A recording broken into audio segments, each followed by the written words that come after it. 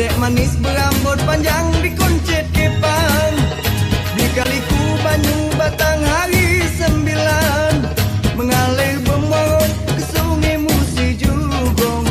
Elok laku ngai si upo cindo menawan, muat kakak siang terkenang malam terjago. Pulau kemarau melas sungai Musi kesungsang, nak ke Pusi lanjut tersasang ke Kalidoni. Badan sarung pikiran ngesati terguncang, ngarep ke adek kalau begala jadi bini. Ay ay ay ay sama, ujaknya mudah tapi saronia.